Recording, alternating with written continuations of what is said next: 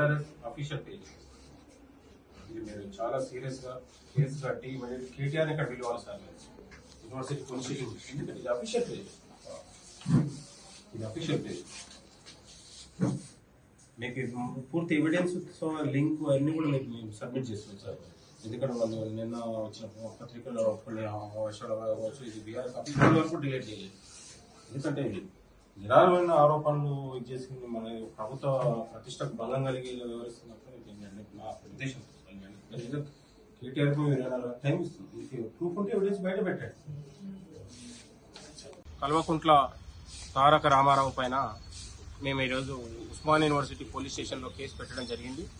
ఎందుకంటే ఒక రాజ్యాంగబద్ధ సంస్థతో పాటు ఇవాళ గ్రూప్ 1 పరీక్షల్లో పోస్టులు అమ్ముకున్నారంటూ ఇవాళ గ్రూప్ 1 కొట్టు 3 కోట్లు పట్టు అనే విధంగా ఈరోజు ఇలా అనుచిత వ్యాఖ్యలు చేసి బీఆర్ఎస్ అఫీషియల్ పేజీలో ఇలా పోస్ట్ చేసి ఇవాళ ప్రభుత్వ ప్రతిష్టకు భంగం కలిగేలా వ్యవహరించినటువంటి కేటీఆర్ పైన ఉస్మానియా యూనివర్సిటీ PS లో కేసు పెట్టి తక్షణం చర్యలు తీసుకోవాలని మేము కోరుతా ఉన్నాం.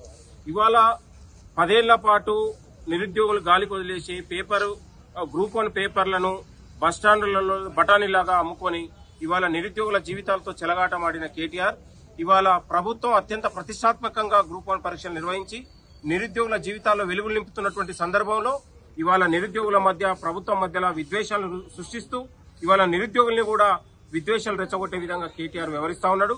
ఇవాళ ఆధారం లేని ఆరోపణలు చేస్తూ ఇవాళ 3 కోట్ల రూపాయలు 7 కోట్ల రూపాయలు పోస్టులు అమ్ముకున్నారని మంత్రుల పైన ముఖ్యమంత్రి గారి పైన ఇవాళ కాంగ్రెస్ ప్రభుత్వ ప్రతిష్టను భంగపాటు గురి చేస్తున్నటువంటి కేటీఆర్ పైన చర్య తీసుకోవాలని ఉస్మానియా యూనివర్సిటీ PS లో మేము కంప్లీట్ చేసినాం. నేను అంటా ఉన్నాను కేటీఆర్ గారు, మీకు 24 గంటల్లో టైం ఇస్తా ఉన్నాం.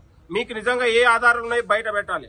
లేకపోతే కేటీఆర్ పైన 100 కోట్ల రూపాయల దావా నష్టపరిహారం మేము వేయబోతా ఉన్నాం. ఖబర్దార్, నోరుంది గాని నీ చేతిలో మీడియా ఉంది గాని పేపర్ ఉందని ఇష్టానుసారంగా మాట్లాడితే ఊరుకునే ప్రసక్తి లేదు. ఖబర్దార్, నాలిక చీరేస్తాం. పిచ్చి పిచ్చి మాటలు మాట్లాడితే మేము మాట్లాడలేకనా, మేము రాయలేక ప్రభుత్వంలో ఉన్నాం. ఒక బాధ్యతతో వ్యవహరిస్తా ఉన్నాం.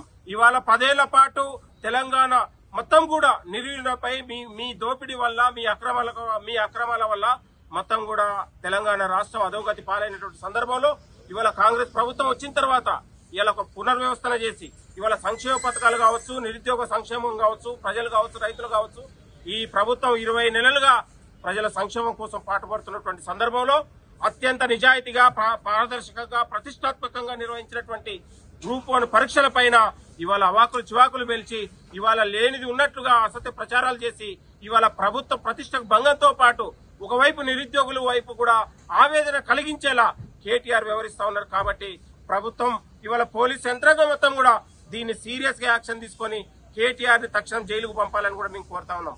24 గంటల్లో కేటీఆర్ గారు దీనిపైన మాట్లాడాలి. ఏ ఆధారాలు కూడా బయట పెట్టాలని కూడా మేము హెచ్చరిస్తా ఉన్నాం. ఖబర్దార్ కేటీఆర్, ఇలాంటి పిచ్చి పిచ్చి మాటలు మాట్లాడి బీఆర్ఎస్ నాయకులు కూడా ఒళ్ళు జాగ్రత్త పెట్టుకుని మాట్లాడాలి. పిచ్చి పిచ్చి మాటలు మాట్లాడితే కాంగ్రెస్ కార్యకర్తలు ఊరుకునే ప్రసక్తి లేదని కూడా ఈ సందర్భంగా హెచ్చరిస్తా ఉన్నాం.